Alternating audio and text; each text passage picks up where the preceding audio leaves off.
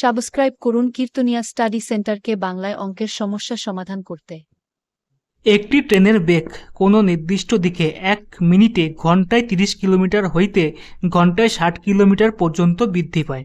ট্রেনটি ওই সময়ে সমত্বরণে চলিলে উহার ত্বরণ কত হইবে? আমরা জানি ত্বরণের একক। ত্বরণকে আমরা সবসময় এ দিয়ে প্রকাশ করি। ত্বরণের একক কি হবে? ত্বরণের একক হবে হচ্ছে মিটার পার সেকেন্ড স্কোয়ার। ঠিক আছে, ত্বরণের একক হবে মিটার পার সেকেন্ড স্কোয়ার। এবার এখানে দেখো প্রশ্ন আছে ঘন্টায়, অর্থাৎ মিটার পার কিলোমিটার পার ঘন্টা দেওয়া রয়েছে, এখানেও তাই এখানেও তাই, আর এখানে 1 মিনিট দেওয়া রয়েছে। এবার ত্বরণ বের করার সূত্র জানতে হবে। বের করার সূত্র কি আছে? ত্বরণ বের করার সূত্র হচ্ছে এ সমান সমান V minus you by T. টি মানে হচ্ছে টাইম, ইউ এটা হচ্ছে প্রাথমিক বেগ, ফার্স্ট বেগ, এবং ভি হচ্ছে লাস্ট বেগ। ঠিক আছে, লাস্ট বেগ, এটা আমরা জানি। এবার আমরা জানি যে যেটা বললাম প্রথমে, যে মিটার পার সেকেন্ড স্কোয়ার, কিন্তু এখানে কি দেওয়া রয়েছে? কিলোমিটার পার ঘন্টা দেওয়া রয়েছে। তা কিলোমিটার পার ঘন্টাটাকে আমরা মিটার পার সেকেন্ড স্কোয়ার করব।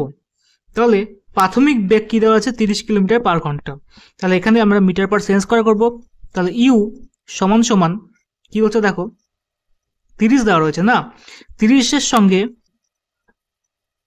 1000 গুণ করলে হচ্ছে মিটার হবে,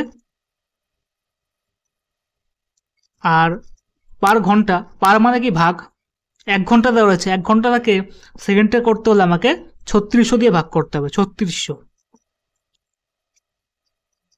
তাহলে দেখো এখানে একটা শূন্য, এখানে একটা শূন্য, এখানে একটা শূন্য, এখানে একটা শূন্য কেটে যাচ্ছে।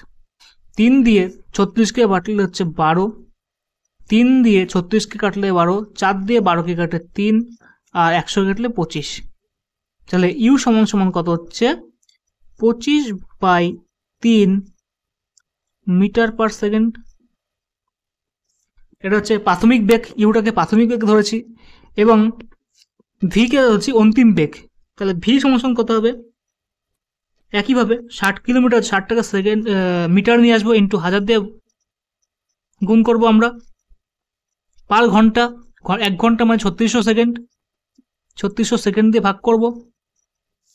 তাহলে বেরোবে কত হচ্ছে? তাহলে বেরোবে, দেখা যাচ্ছে এখানে শূন্য, এখানে শূন্য কাটা যাচ্ছে, এখানে শূন্য, এখানে শূন্য কাটা যাচ্ছে, 6 6 36। এবার দেখো তাহলে কত হচ্ছে? এখানে হচ্ছে 3 দুগুণে 6, 50 দুগুণে 100। তাহলে ভি সমান সমান কত হচ্ছে? 50/3 মিটার পার সেকেন্ড। অন্তিম বেগ পেরিয়ে গেল। এবার আমরা সূত্রে প্রয়োগ করব। সূত্র কি ছিল? সূত্র ছিল আমাদের যে V minus you by T, এটা আমাদের সূত্র ছিল, কারণ আমাদের বের করতে বলেছে ত্বরণ। তা ত্বরণের সূত্র হচ্ছে এ সমান সমান V minus you by T. তাহলে আমরা ভিটা পেলাম আর ইউটা পেলাম। ভি হচ্ছে 50/3, ইউ পেলাম কত? 25/3। তো চলো সূত্র বসাই। তাহলে দেখো কি হচ্ছে, ভি অর্থাৎ 50/3 মাইনাস 25/3 বাই টি কত? টি হচ্ছে 1 মিনিট অর্থাৎ 60 সেকেন্ড। এটা আমাদের সমান সমান কত বেরোবে? এ বেরোবে। এ মানে হচ্ছে ত্বরণ। এবার ক্যালকুলেশন করব। উপরে ক্যালকুলেশন করে বোঝা যাচ্ছে 10/3 হচ্ছে, 50 থেকে 25 বিয়োগ করলে 25 হচ্ছে, 22/8। তাহলে কি হচ্ছে দেখো, 25/3, এটা গুণ চিহ্ন দিয়ে উল্টে গেলে উপরে 60 হয়ে যাচ্ছে। তাহলে 5 5 25, 5 বরং 60। তাহলে কত হচ্ছে? তাহলে হচ্ছে 5/3 বরং 36, 5/36 হচ্ছে